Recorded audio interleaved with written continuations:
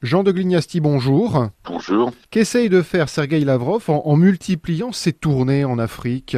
Bien, il consolide la percée qu'il a faite depuis longtemps, pas lui d'ailleurs, mais la Russie, puisque après une première période d'incertitude totale et de lâchage de l'Afrique pendant la période Yeltsin, Poutine, dès le début de son arrivée au pouvoir, a commencé à consolider ses liens avec l'Afrique. Ce qui est intéressant avec Lavrov, c'est la prime qu'il met aux États francophones, dans un esprit de concurrence, voire d'hostilité. La France a-t-elle raison d'être inquiète de cette réémergence des Russes sur la scène africaine et de se sentir quelque part menacée dans sa zone d'influence? Je crois, oui, pas tellement sur le plan économique. La Russie n'est pas un concurrent important pour la France, les chiffres le montrent. Et puis, l'économie russe n'est pas assez diversifiée. Nos concurrents à nous, c'est plutôt la Chine, la Turquie. Mais je crois que c'est surtout sur le plan sécuritaire.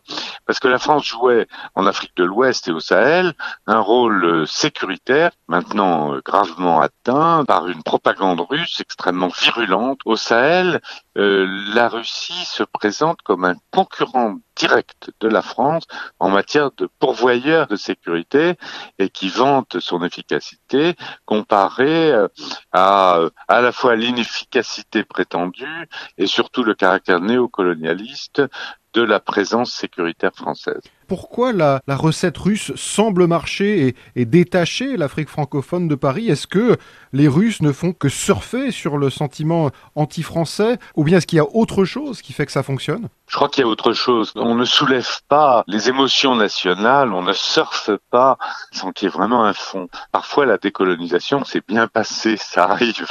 Et donc, il y a peut-être dans la jeunesse de ces pays-là une sorte de regret de ne pas s'être libéré au prix d'une guerre de libération. Et le sentiment que l'omniprésence française était en fait une forme de néocolonialisme. C'est un peu la revanche sur la présence française prolongée qui est devenue pesante et qui était acceptable quand la France était une très grande puissance et moins acceptée dans une nouvelle période où finalement la France est perçue comme un avatar du camp occidental. L'activisme de Sergueï Lavrov est très important depuis le début de la guerre en Ukraine.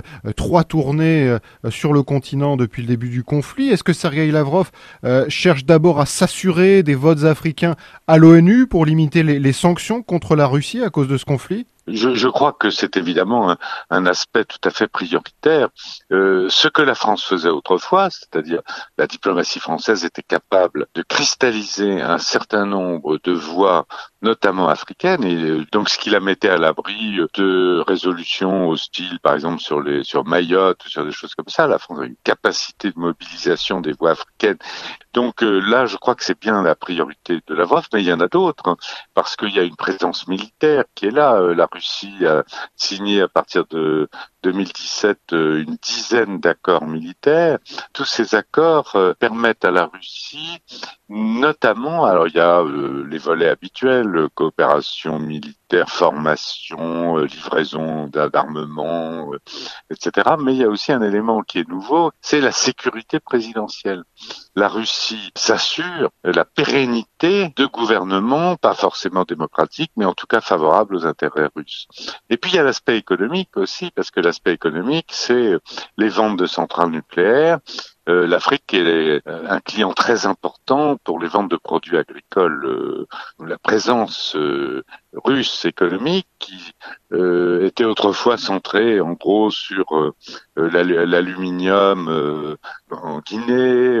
Maintenant, c'est beaucoup plus large que ça et ça couvre les céréales, le pétrole, les ventes d'armes bien sûr. Donc la présence russe s'accentue en matière économique. Jean de Glignasti, merci beaucoup.